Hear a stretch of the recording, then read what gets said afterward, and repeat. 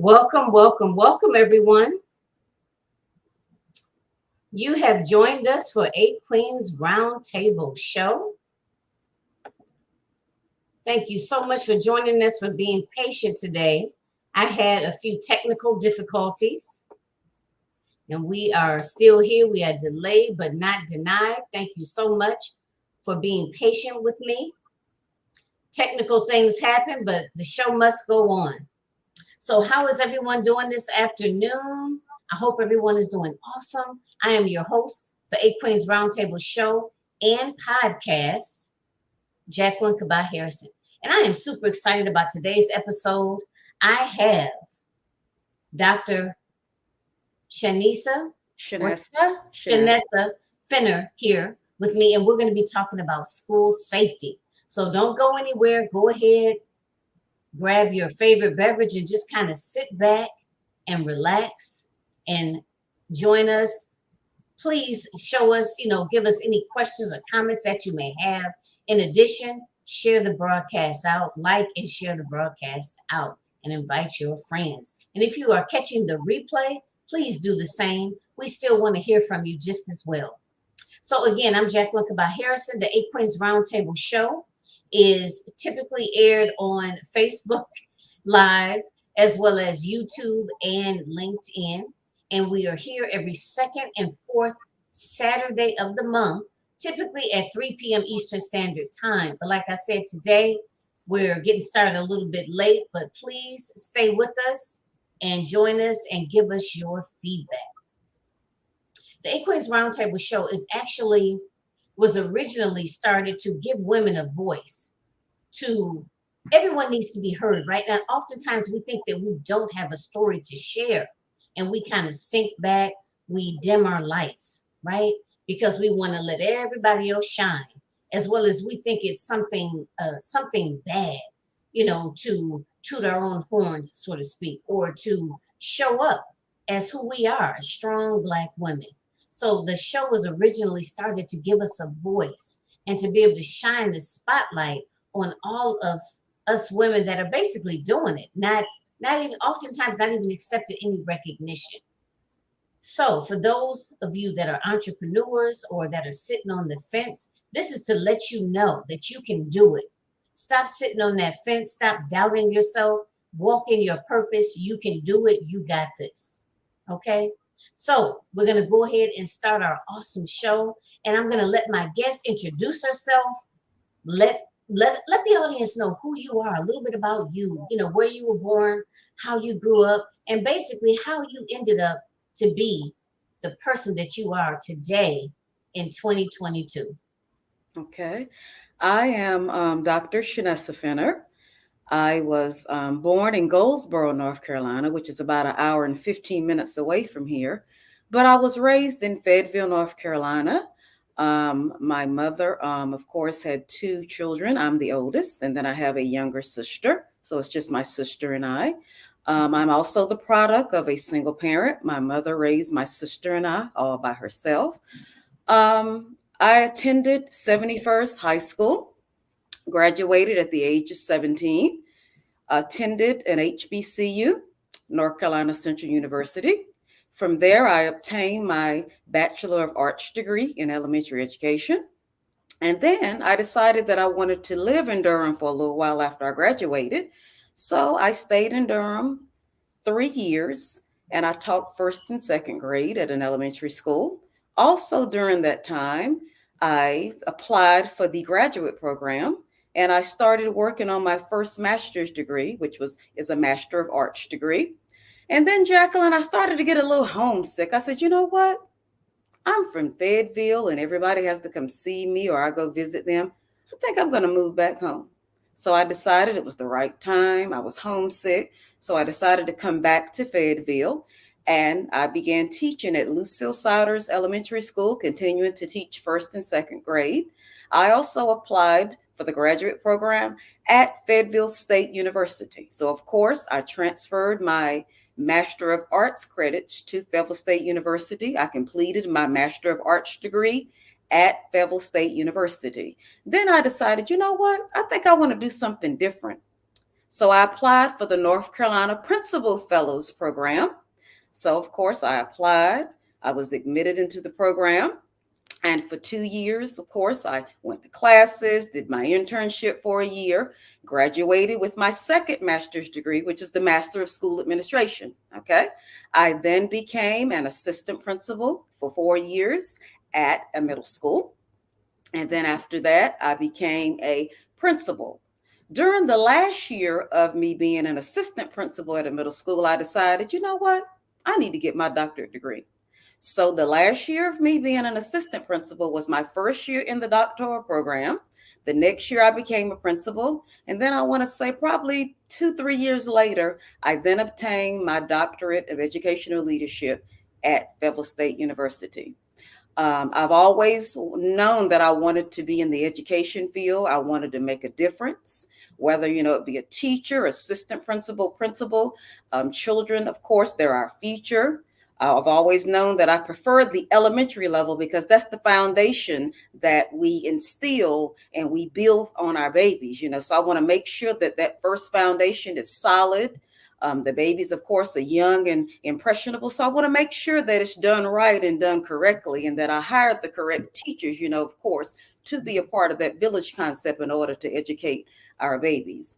I have currently been a principal 16 years at this time. I love it. I've been a principal of 4 schools. My first school was Mayred Williams Kindergarten School. My second school was Ireland Drive Middle School. My third school was 𝐓𝐸 Wilkins Elementary School. And my current school is W.T. Brown Elementary School.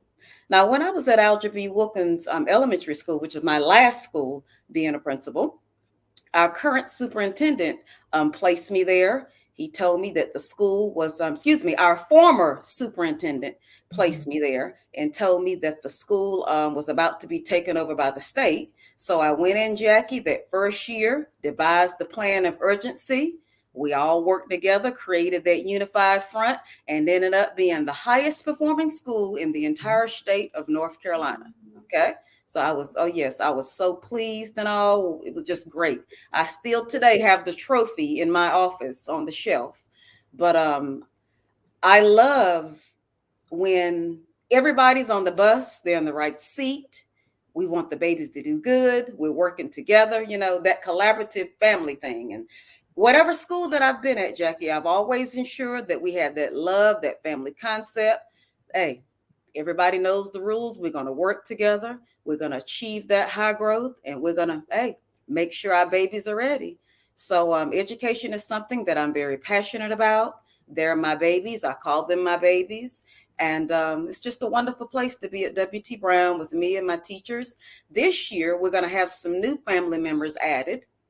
Currently, Lillian Black Elementary School has been closed down. So all of the babies will be coming to us from Lillian Black Elementary School, as well as some babies from Manchester Elementary School. So I've been planning this summer. We're very excited. My assistant principal and I have been working together, getting things together. So we've got new family members this year so we can create that united front. Everybody's going to know the deal. And hey, we're not going to do nothing but achieve greatness at W.T. Brown this school year. Wow, that is awesome. That is so awesome. Also, because I know you told me you wanted to tell you everything. I also do a lot of side gigs, things on the side as well. I have a TV show that I tape on Fayetteville State's campus. I do that. I'm also a former radio personality. I currently write for 16 publications. So I'm also a writer. I'm also a songwriter. I've written songs that, of course, been published on artists' albums. I've also been featured in songs as well. Adjunct professor, model, actress. You name it. Insurance agent. I have my insurance license. I'm also a licensed bartender. When I was in Durham, I also went to school and I have my license to be a bartender. And I always forget to add those last two, but I'm also a licensed bartender as well as a licensed insurance agent. So I do a lot of things. I don't believe in leaving a stone unturned. I love, doing different things, saying, okay, well, let me try this and see how this goes for me. So I do a lot of things. I want to be that well-rounded individual. So, yeah. I think you've definitely accomplished that. I mean, you've accomplished a lot more just in, than some people do in an entire lifetime. Mm-hmm. A couple people in 2 lifetimes. Yes. Wow, that is amazing. Thank you. So when you were originally, well, I know your focus has always been education. Like when Yes. you know how a lot of times when people start college, they're kind of like, oh, maybe I'll do this, maybe I'll do that. You kind of seem like you were like, okay, education is the route that I want to go. So are there, and maybe I missed it, but are there a lot of other educators in your family? Yes, my mother is in it. Yes, my mother and my Okay. sister. My sister is also a principal, and my mother was a teacher and a social worker. So education runs in the family. My stepfather was also a teacher. So yes, education runs in the family. My cousin, I have a cousin. She lives 2 hours from here. She's also a teacher. So education, yes, it runs in the Yes, family. definitely. Okay. All right. Wonderful. So in terms of, well, I'm just trying to think of which what do I want to chat about first. I guess let's talk about some of the other ventures, such as I know you're a motivational speaker, you're an author, right? You have a TV show. Let's talk about some of those things. Mhm. How how did those things come about? And then we'll end up by cycling back. And because I definitely want you to talk a little bit about the school safety, which is our topic for today. And I know Okay. that's a lot of, a lot of people want to hear about that. It's on our hearts, Mhm. whether we have children in school, whether it's our nieces, our nephews, cousins, so I know that that's like a heavy topic on, that we've been hearing about all of these different things in the news that are going on, and, hardens our, you know, very disheartening. Like I said, just on a whole. So I definitely want to talk about that.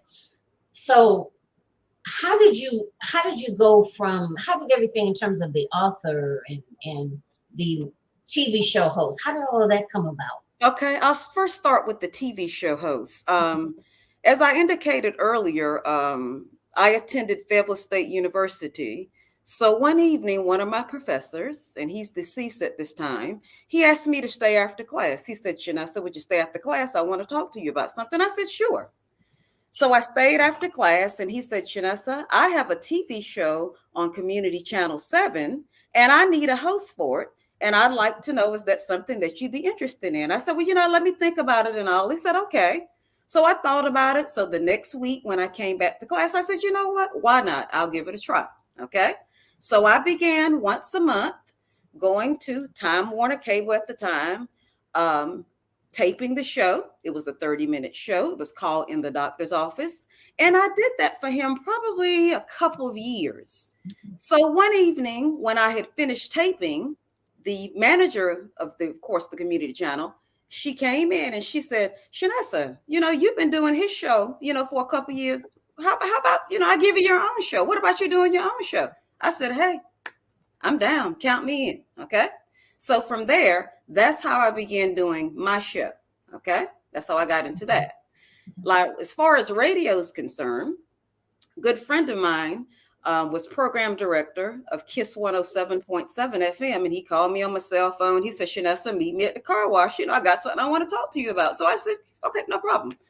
So I turned my car around. I went to the car wash. I sat down and he was like, okay, I'm going to be program director of KISS 107.7 FM. And I think I want to, give you a show. I think you need your own radio show. Because once again, I do TV. Okay. So I said, okay, no problem. I'll give it a try.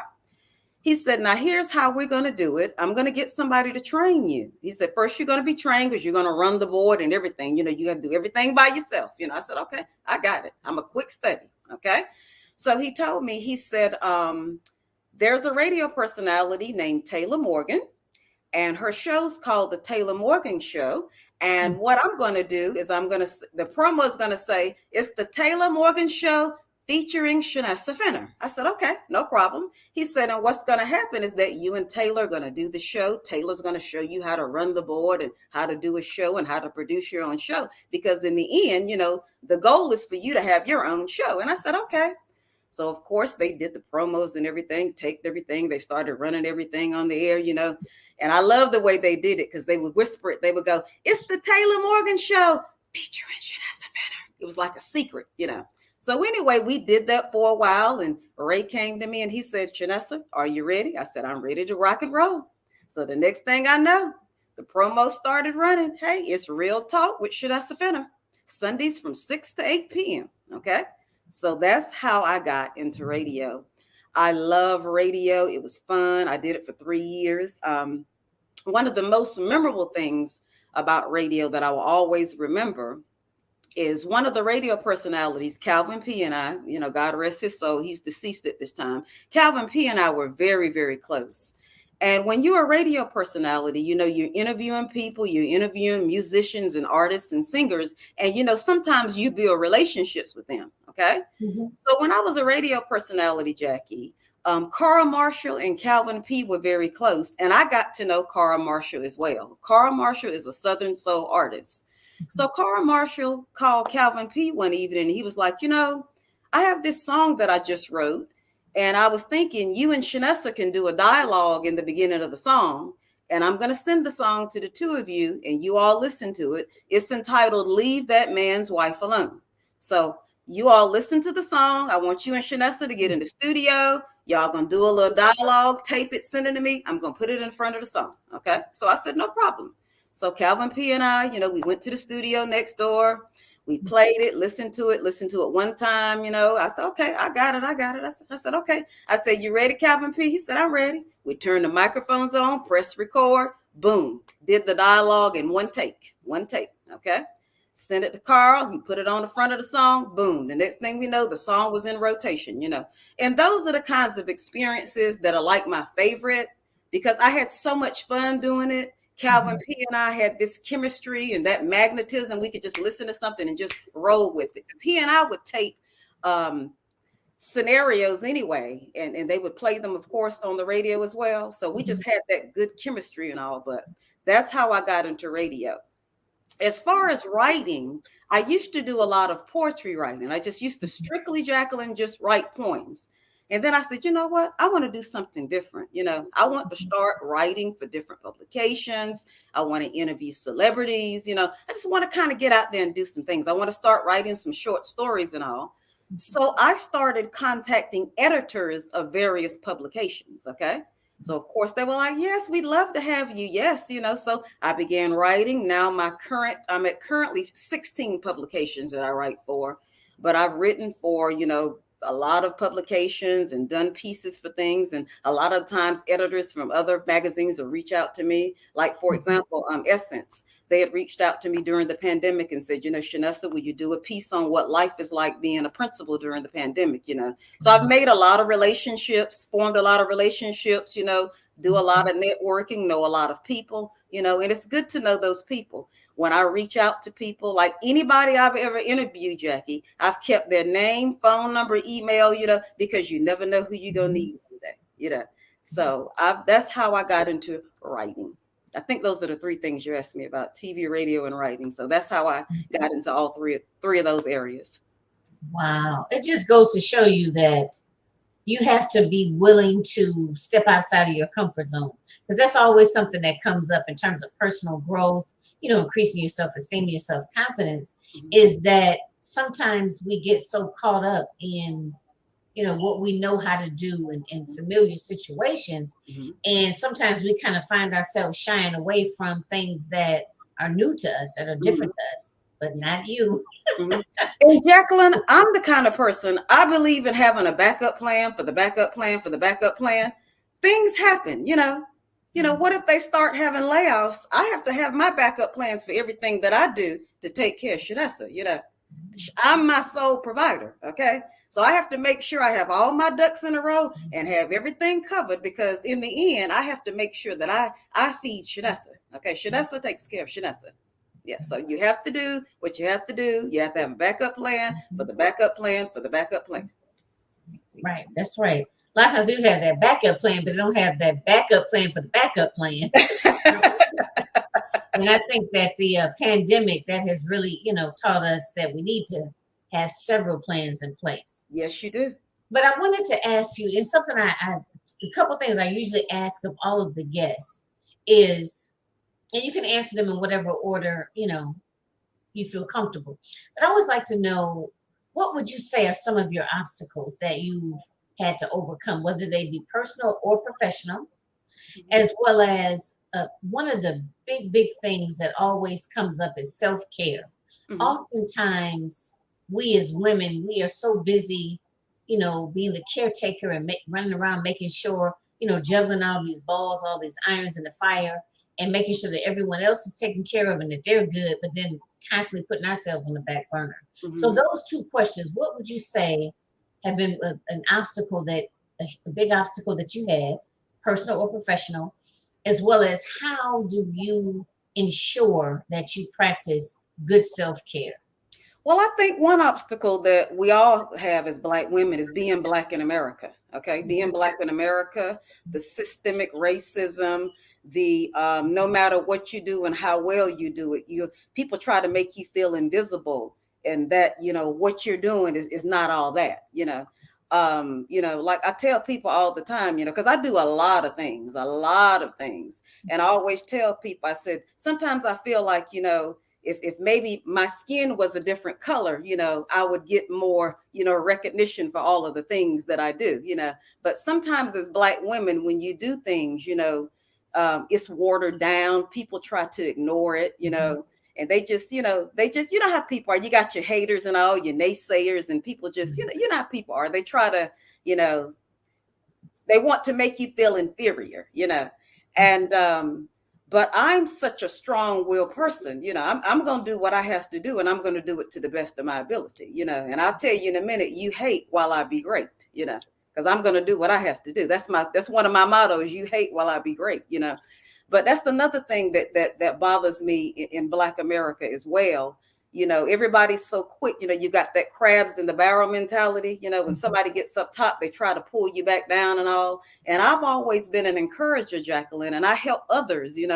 I look at my school. I've gotten so many people to go back to school, even my secretary, to go back to school and obtain degrees and do things that's great, and I'm just always trying to encourage, and I want people to do great. And I'm their biggest cheerleaders. Right now I have a teacher, Jacqueline, who's working on her doctorate degree. I'm on her actual dissertation committee. I believe in her so much that I'm on the actual dissertation committee because I want to make sure that she's going to obtain that doctorate degree, But see, a lot of people are not like that. They don't encourage others and help others, to take things to the next level and do great things. They're so busy trying to pull them down and be jealous and be haters and all. I'm not like that. I want you to do well, and I will help you by any means necessary so that you can be successful. Now, as far as self-care, one of my favorite things to do, other than writing and listening to music, I love to take naps. I'm a sleeper. I'm that person. I'll lay down and sleep 10 hours. The only thing that'll wake me up, Jack, is if I have to use the bathroom. Okay. I am a sleeper. I'm a rock solid sleeper. Okay. So I think the way I'm that hard, deep sleeper. So I think that is one reason that helps me, to preserve my youth and to calm down. And I'm not on a blood pressure pill or I don't have any kind of, medical conditions or anything. But I think it's because I'm that avid sleeper and that hard sleeper that, really allows me, to rest my body and get everything relaxed and calm and everything so that I can face, my day-to-day challenging duties. Okay. Yeah, I'm a sleeper too. And what I found that as I get a little bit older, and it's so funny because I remember my grandmother, my maternal grandmother, she was a napper, and I remember, she was retired and everything. And she would do these cat naps. I remember thinking like, this cat nap, and I find myself doing that, and it really energizes me. Yes. It's a, I don't know, it's a real thing. So yes. When you say sleep, I'm like, okay, yep. Yes, I'm that rock hard sleeper. I love to sleep. I dream when I sleep, Oh yes, I love to sleep. And I will get a nap. I'll take a nap. Like on the weekend, I'm going to take my naps. And sometimes a nap for me, Jackie, is 3 hours. I consider a nap 3 hours. Okay. Yeah. Oh yeah. I love to sleep. So when it comes to self-care, that would be it. Also, I keep negative people. Anything that's negative, you're not going to be around me. I don't do the negative thing. You can take your negative demonic spirit elsewhere. I don't do the negative thing. I'm not going to do that. Okay. I've got too many challenges in my life on a daily basis, Jackie, to deal with negativity. I'm not going to be involved in any kind of negative relationship. If I'm dating someone and he's negative, he's got to go. Okay. Anything that's negative, you got to get away from Shanessa, got to. So that now, did you learn that growing up? Mm-hmm. Like, was your family, like, did your mom or your grandmother or aunts like kind of teach you that, or have you always been like that? I think I've always been like that. I think that I have some of my mother's personality. My mother's an extrovert, though I'm an introvert. But I think her strong willness and that strong Black woman having to do what you have to do, that has a lot to do with it. And then I had a praying grandmother and a praying great grandmother, and those prayers are still with me today, So it comes from a strong mother and a praying grandmother and a praying great grandmother. That's where that comes from. Okay. Mm-hmm. And I say that because, it's something that comes up often, that we allow so many people in our lives that kind of really shouldn't be there. Mm-hmm. Or, you know what? I don't want to say, well, let me clarify that. Yeah, you do want to say that. Yeah. That's true. Like, let's just say if these are the people right here that have the most access to you, let's just say, those individuals should not be people that bring you down, or those naysayers, or those negative, Now, we can't choose our family, but we can choose how much access they have to us. That's right. And that's something that comes up frequently, and that I often talk to my clients about. Is that just because, your mom, your dad, your sisters, you love them. Yeah, not saying don't love them, but you can love them at a distance. Yes. Because and people sometimes don't really understand how that really has an impact on your health and your mental health. Yes. That is so important. I know for me, I've come from a background that it was always a lot of, anxiety and people are out to get you, and you have to be careful. And, yes. And, when it rains, it pours. And, if anything good happens, then you're lucky, and, things of that nature. So I've had to work really hard at undoing some of that, because it became a point where it was just natural for me, so having those around me that were similar felt very familiar to me.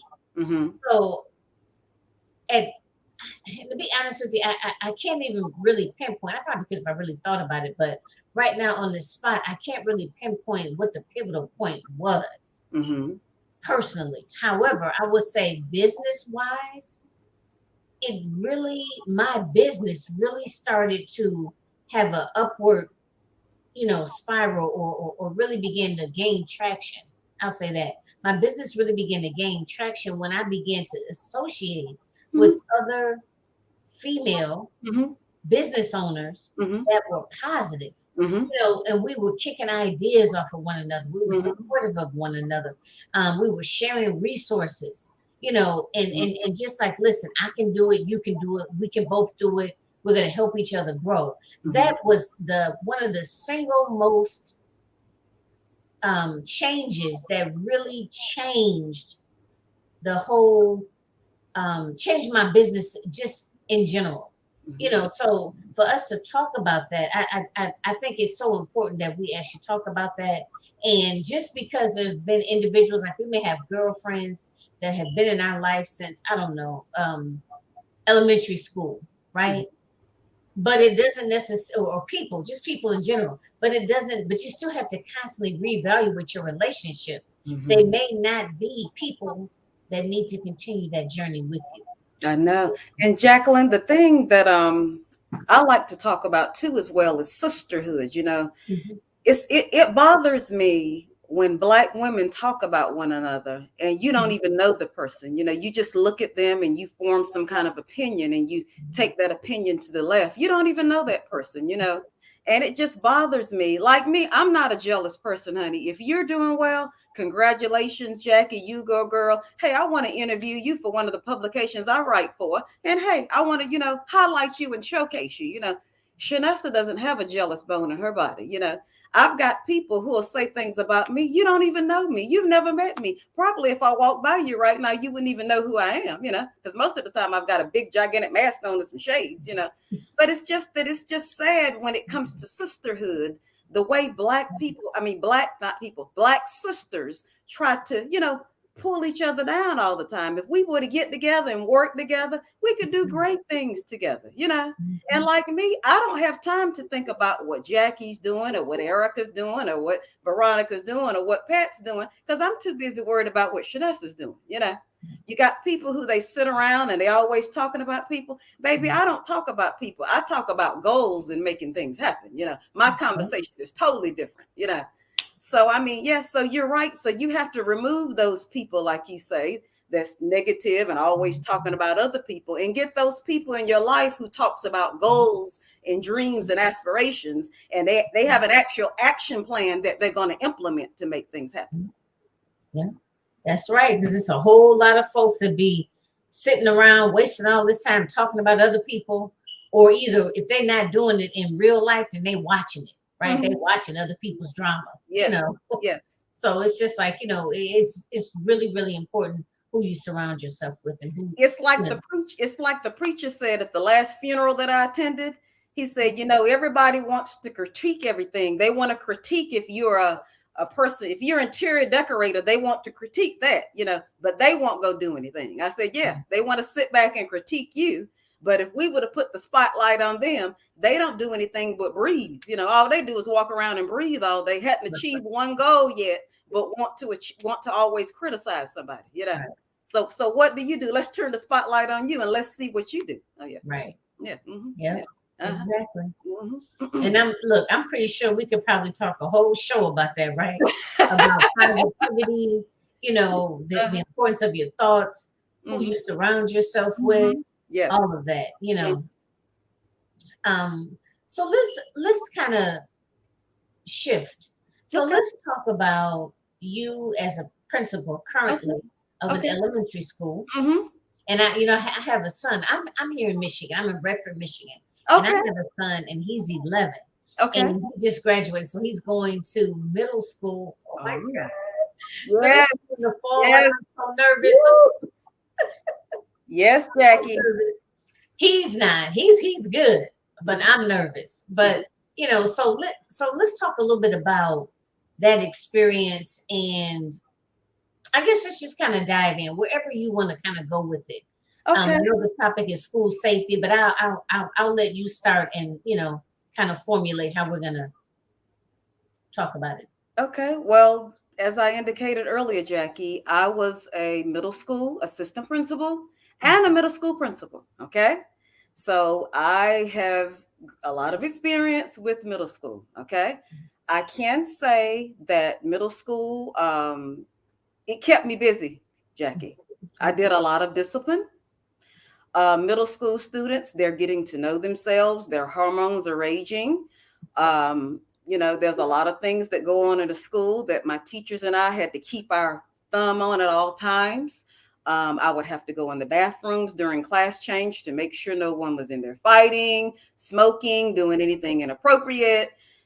So when you're in middle school, you have to really, really be on it. You have to be vocal, visible, and vigilant. Okay.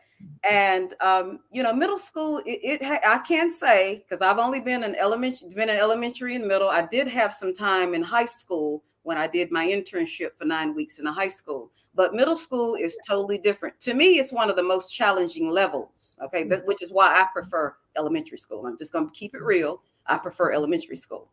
So middle school is a time where you especially need to talk to your child, Jackie, about what's going on at school.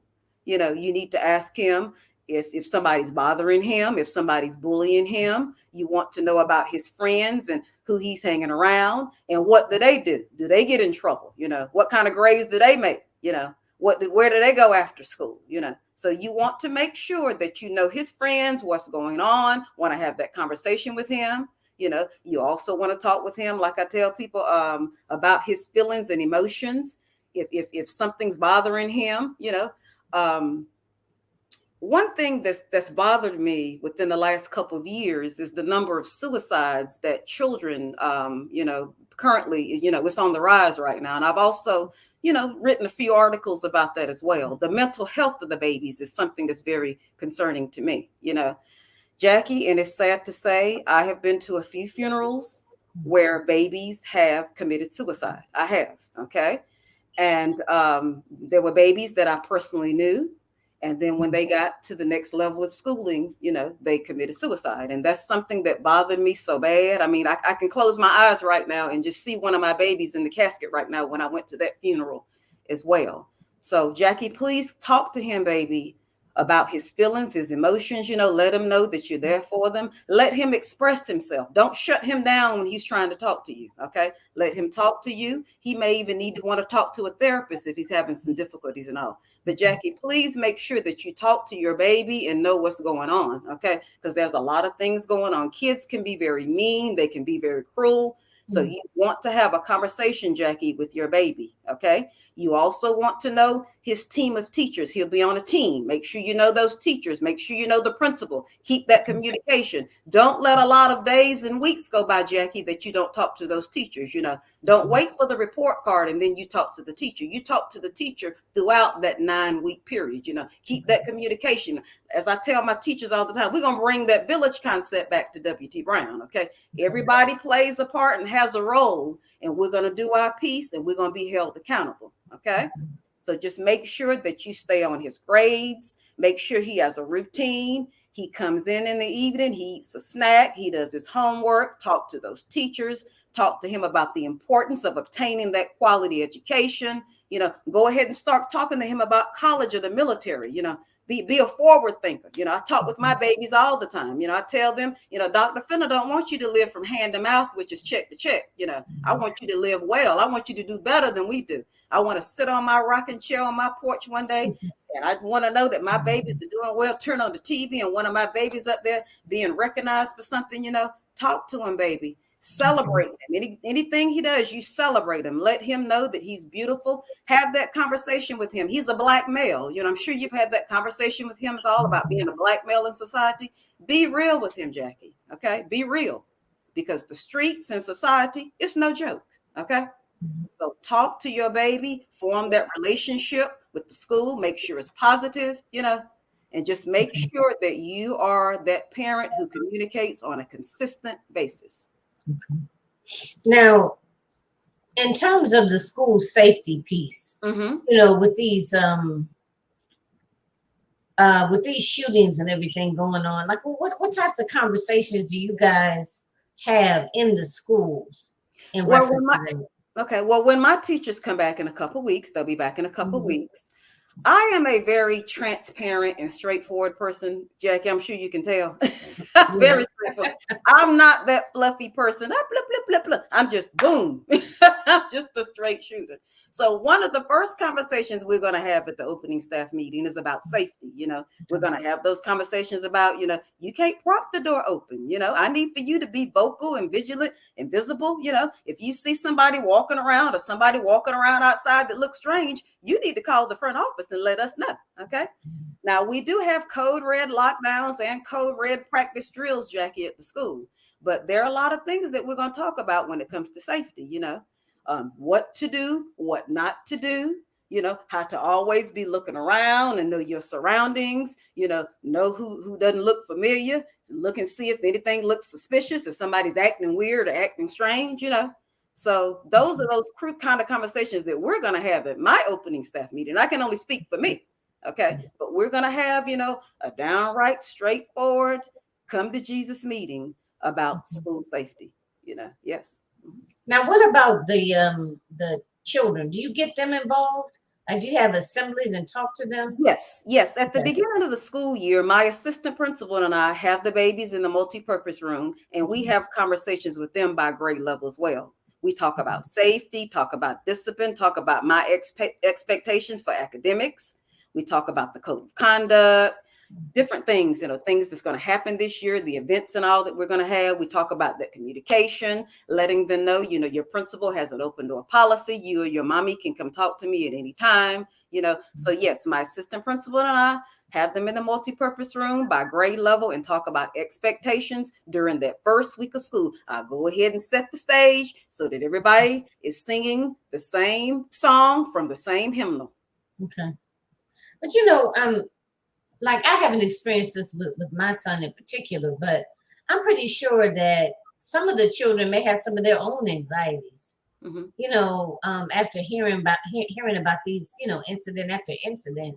I mean, like, well, I know we're going into a new school year, but like, let's say earlier this year, like when you were, at school and school was in, did any of the children like express any concerns, or did you guys, like, I don't know, have any extra counseling for them? Like, because you were you were doing elementary. Yes, I'm elementary, and my babies didn't have any concerns about violence or anything. But let me tell you what my baby did have concerns about, and I think they got it from their principal. COVID. My babies had a lot of concerns about COVID. They would tell me, Dr. Fenner, we don't want to get COVID. And I tell them, Dr. Fenner don't want to get COVID either. Okay. So my babies were more concerned about, getting COVID, but as far as, like you asked earlier, no, they didn't say anything about that. But we basically, had a lot of conversations about COVID. Yes. Okay. I'm trying to think, my son, he didn't really express too many concerns about it. He wasn't nervous or anxious or anything like that. And I don't know if any of his classmates were. I mean, he didn't mention anything. But yeah, he wasn't too. He didn't talk about it too much. But one of the things that kind of really impacted me, because I felt myself getting really teary-eyed, was he doesn't really talk about a lot of different things. So for me, the challenge is going to be that open communication, because I'm noticing that he doesn't really like to talk. And it's this whole thing about if someone does bother him, he doesn't want to say anything about it. He kind of, this whole thing about snitching and all of that. So I think, just, and it's like I already knew, because I'm a therapist, a social worker. I never worked in the schools, but I've worked in foster care, so I know about children and some of the different things that happen, in the schools and things of that nature. So those two things really kind of worry me. It's just having him talk, and just this whole idea about not wanting to tell anything, you know. But Jackie, I guess my question to you is, he may not feel comfortable talking to you, but is there another adult that he trusts and can talk to? Because he's going to need to talk to somebody so that you can know what's going on. Right. He talks to his father. Okay. He does talk to his father. Okay, good. But I think we definitely need to get someone else. Yes. In addition to that he feels comfortable talking to. Yes, he's going to have to, because if he's feeling some kind of way, if somebody's pressuring him to do things that he doesn't want to do, he's going to have to get that out, Jackie. So yes, please make sure there's somebody he trusts, maybe an auntie or a cousin, a big cousin or something. I don't know if your child likes to write letters. Maybe he can write you a letter or something. If he doesn't feel comfortable talking to you, he can write you a letter. I know at my school, sometimes the babies, they want to talk to me, but they're kind of shy. So they'll write me a letter and put it in my little mailbox, and I'll read it and then, call them up and we'll talk about it. So I just let them know, please, you can come talk to Dr. Fenner, write me a letter, do whatever you need to do. Because, hey, I tell them I love them. I don't want anything to happen to you. I talk with them every Friday on the announcements before they leave. We talk about stranger danger. I mean, you name it. I'm like, hey, don't you talk to strangers. Don't you get in the car. And I tell them, and they love when I say this. I said, if you're somewhere and somebody grabs you, you yell just as loud as you can. This is not my mommy. This is not my daddy. I mean, I say all of that on the Friday afternoon announcements. I talk about stranger danger, pool safety, you name it. I talk about it. I tell them I love you. I don't want anything to happen to you. I'm always talking to them, giving them those nuggets of wisdom. Right. Yeah. I just, the whole thing about the stranger danger. I mean, that's, I don't think we talk about it as much as we used to, but I know I talk to my son about that all the time. Like, when we're out, and it don't take but a second. You know what I mean? Maybe you're in the grocery store, they want to you know, you going on and maybe you on the phone and I don't know, maybe you run into somebody you know in the grocery store and you're talking, and then, you know, all it takes is a second. Yes. You know, so it's like, That's right. Yep. And that's what I tell them. I said, if you're somewhere and somebody grabs you, or you go in the bathroom and somebody grabs you, I want you to yell at the top of your lungs, "This is not my mommy. This is not my daddy." I mean, I give them strategies on what I need for you to do. You know, I'm going to give you specifics on what I need for you to do and say. Oh, yeah. And I say it all the time. I remember one Friday I didn't say it, and the little girl walked up. She said, "You didn't talk about stranger danger this afternoon." I mean, she was ready for it. I said, "That's right." I said, "But you remember, because I say it every Friday before you go home for the weekend." Oh yeah. So see, she called you on that one. She was like, "Oh, wait a minute, now you didn't talk about it." Right. She knows every Friday I'm talking about stranger danger, pool safety. Don't you go jump in nobody's pool. I mean, you name it, honey. I'm giving specifics. You know. Yeah. And you know what? The whole thing, like my son is on the smaller side in terms of height, and he goes to summer camp. You know, and they swim at the summer camp.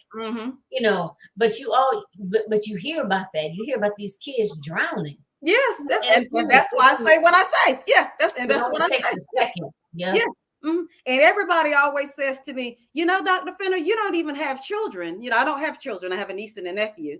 But you don't even have children, and you're saying things. And I said, well, yeah, that's that mama spirit on me. You know, I'm always thinking, Jackie, of what may happen. You know, always, you know, I just, you know, like we had voting in the school one day. The babies were at school and we had voting. My school is a voting site, you know, and I'm the kind of person, I got on the intercom. I said, "We have voting today. Stranger danger, stranger danger. Don't you let my babies go to the bathrooms by themselves, you know, stranger danger. You let them use the bathroom in the classroom, or you take them as a group, you know, stranger danger. Don't let," and I told them, I said, "Don't let anything happen to my babies today, you know."